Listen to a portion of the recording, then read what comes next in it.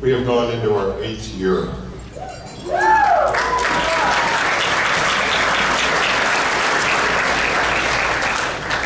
It's not because of me, it's because of you. We've raised over $170,000, not counting tonight's receipts, for our veterans and first responders.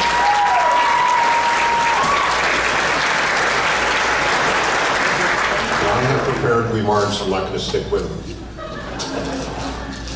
Okay? Someone asked me a question the other day when I first started this, back in 2012. It was for providing services for wounded and disabled veterans. That is true. And about 3 years ago, we broadened our scope to include first responders. Since the first of the year, unfortunately, we've lost about 27 service people killed in action overseas. But all wars are not fought on foreign soil. In the same time frame, we have lost over 57 first responders. So I felt they deserve the same support that we give our military veterans.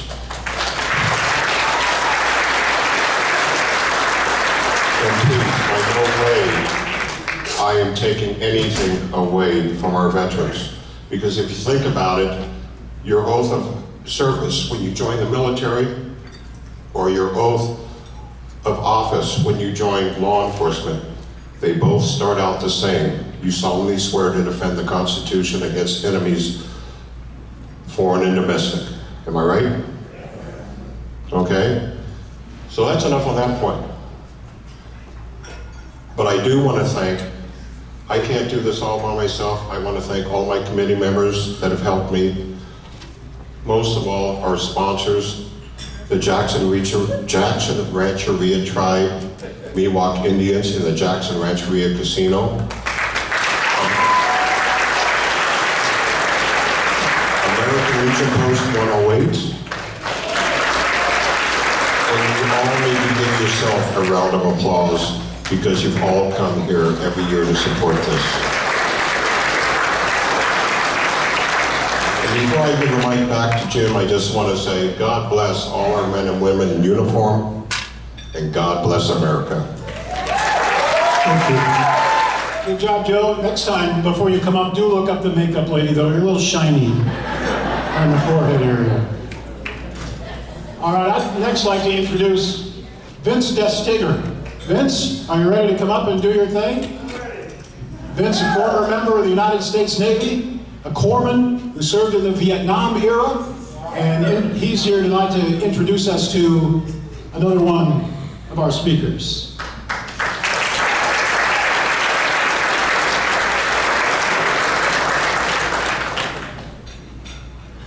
Vince has a small notebook full of notes. Yeah, it's about 6 pages long. But Joe told me I had about 1.5 minutes. 1 minute. Good evening, ladies and gentlemen. I'll tell you what, it's been my pleasure to have the privilege as a Navy corpsman tonight to introduce our speaker. He was a U.S. Navy second-class corpsman, serving from 2000 to 2005. He was attached to the 1st Battalion, 3rd Marine, at Kaneohe Bay, Hawaii. How he got that rank, I don't know. But anyhow, much of the time he was in that area, his unit was then deployed to the Southeast Asia area, and he went to Iraq and Fallujah. While there, he was awarded with the Purple Heart, a Combat Action Ribbon, 2 Navy and Marine Corps awards, achievement awards. He's really a special guy. To be honest with you, he's my hero. 40 years ago, I was a corpsman. Today, 40 years later, he's my hero. His name is Cameron Big.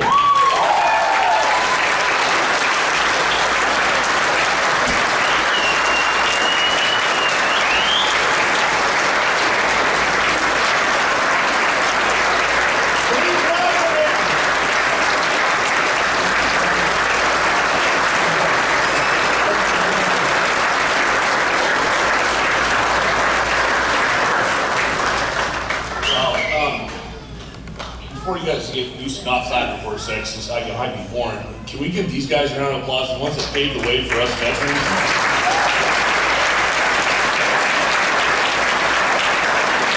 Us younger generation wouldn't have the VA services we have, we wouldn't have the traditions we have, we just wouldn't have the history we have without some that have gone before us. So thank you, Vince.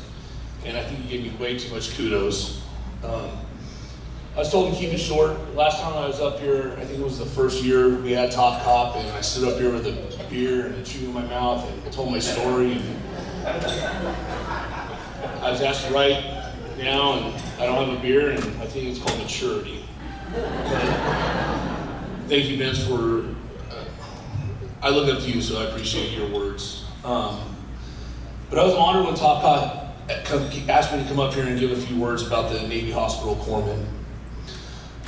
We've been in the firefight for America since June 17th, 1898, and I had the honor of being a corpsman from 2005 to the end of 2000 to the end of 2005. It was probably some of the best times of my life, and I would do it again without question.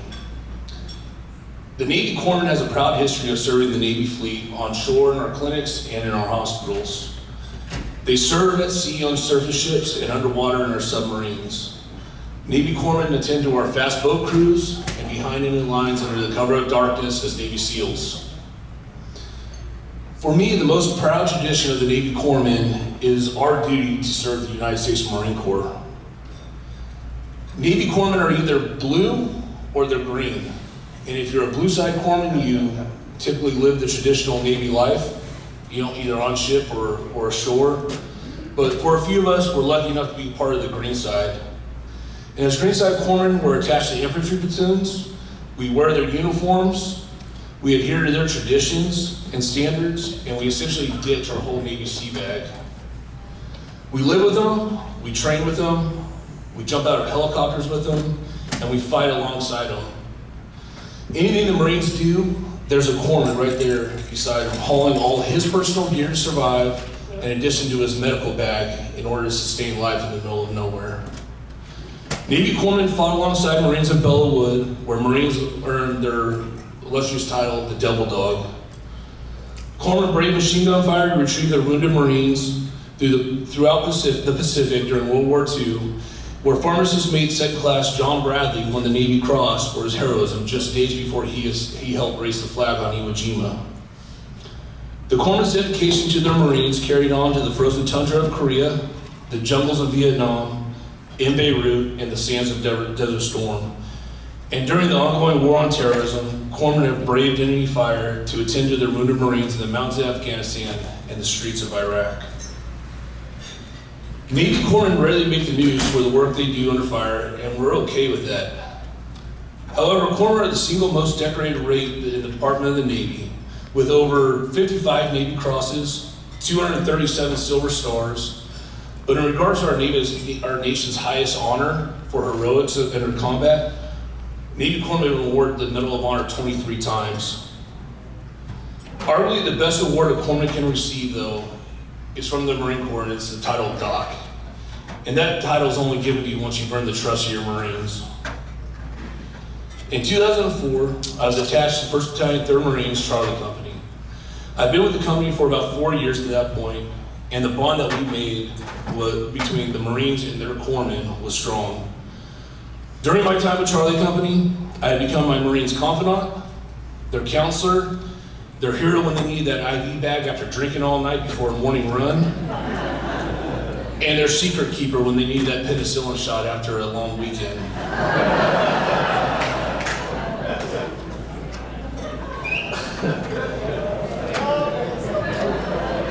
The stories I can tell you, but I'll tell you this.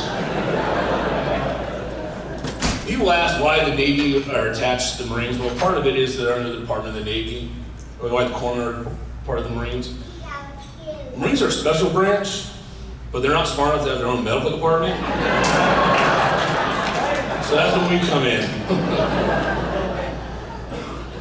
But my Marines bond with the corpsmen was put to the test when we were part of the main assault element during the Battle of Fallujah on November 8th of 2004.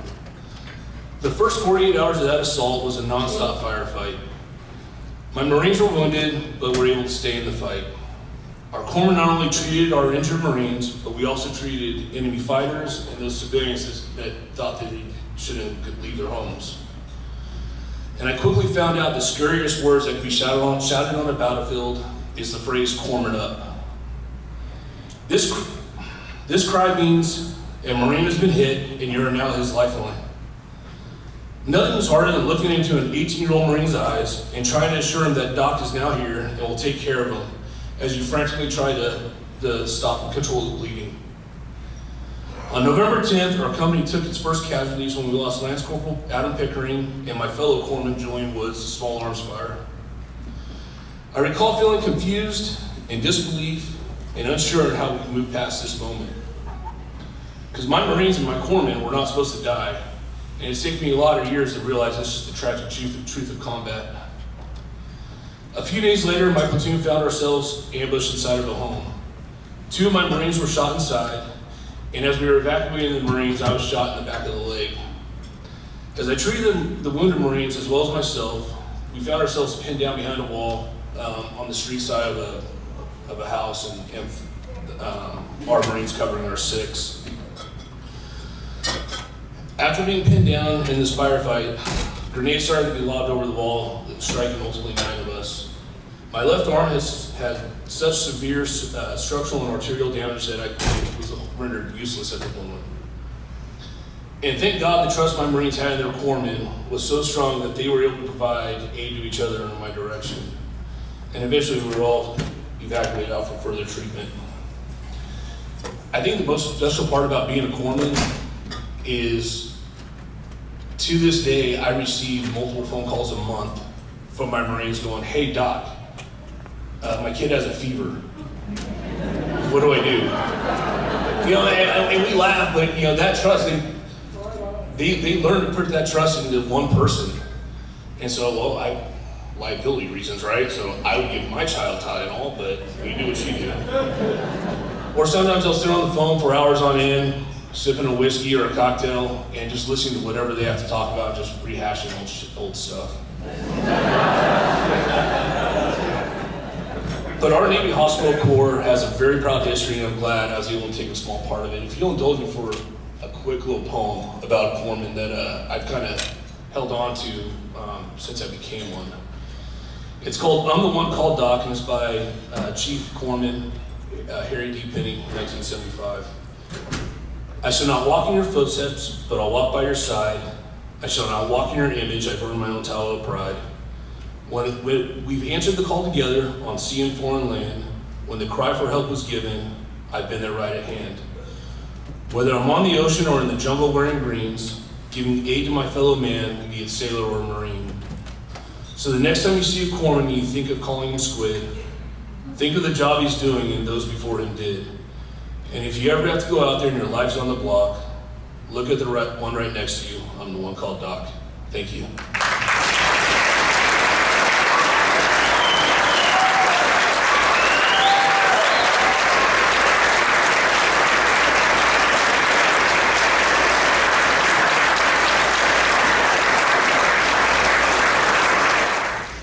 All right, so we started a tradition last year that, this is a tough competition, and these are the range guys. We got Kurt Campbell, we got Brandon Cohn, Cameron Bagney, and myself that we set it up every year, and it's tough. It's tough to get up there in front of your peers, in front of everybody, and compete. It's a very challenging course. It's not easy. So we started a little tradition where last year we recognized the person that competed but didn't do so well, maybe came in last place. So we have a Garrett Watkins in the house.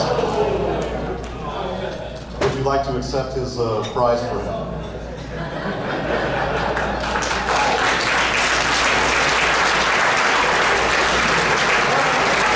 So we got him a bucket of salt.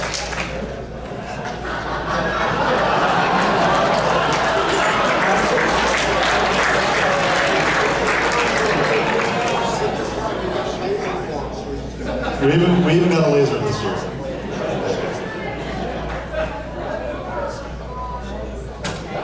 All right, third place individual.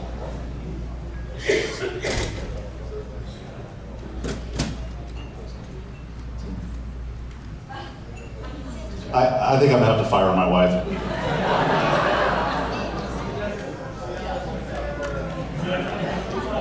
Chris, I had no part of that statement.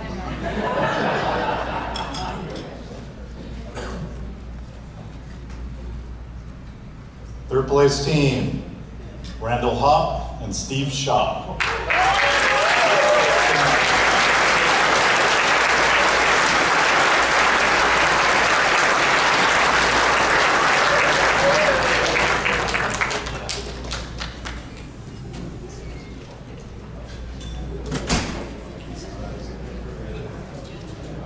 Yeah, this is Santa Cruz SO, and they've been coming at least for the last 4, 5, 6 years. Awesome football.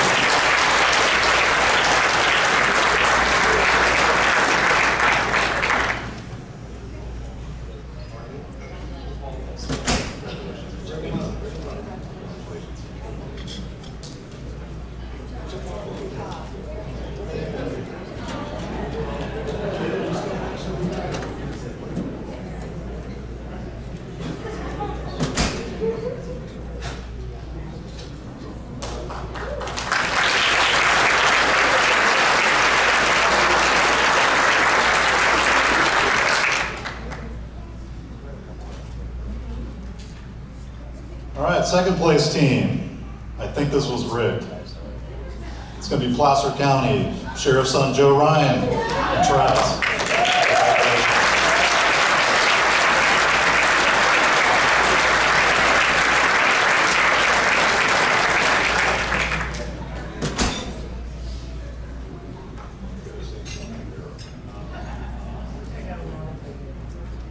No comment. Congratulations.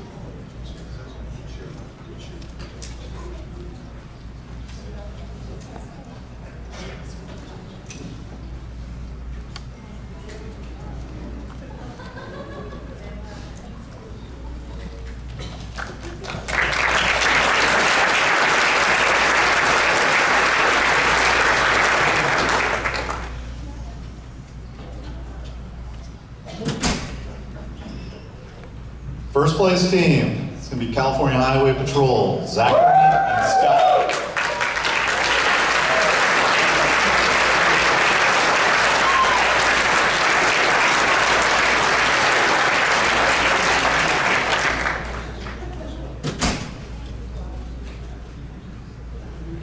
Are Zachary and Scott in the house?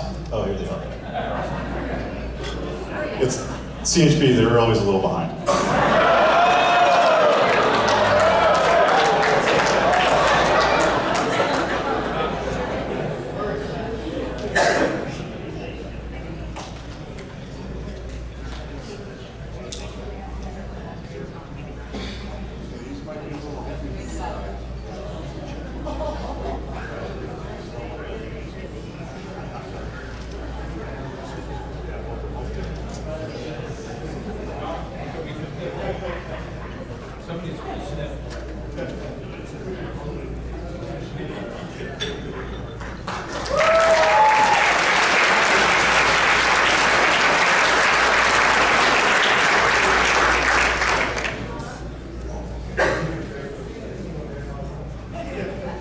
All right, now we're on to the third place individual, Placer County, Joe Ryan.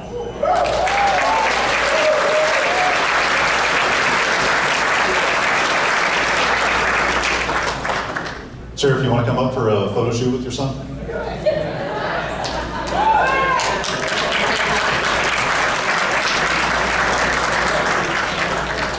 And that's why I'm under, Sheriff.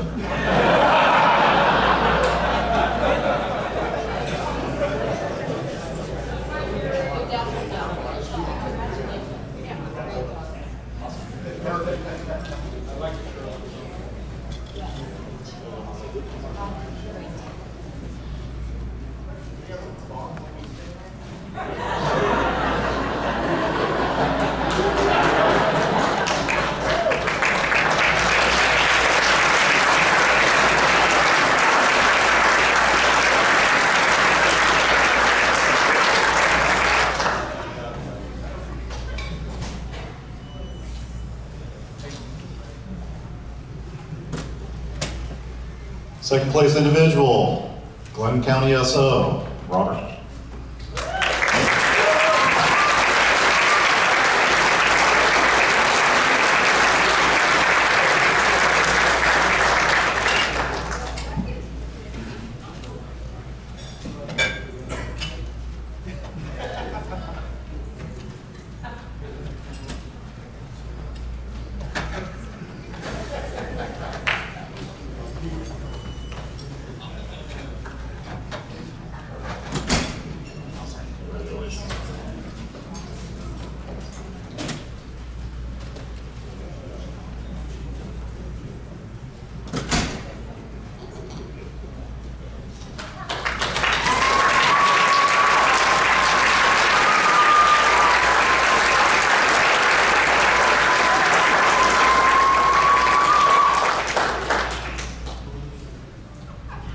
All right, this year's first place, Top Cop, California Highway Patrol.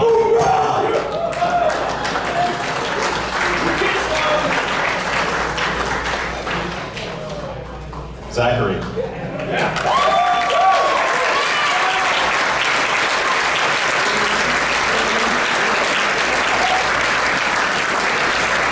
Not only is this year's winner Top Cop, he also gets a FN 509 pistol.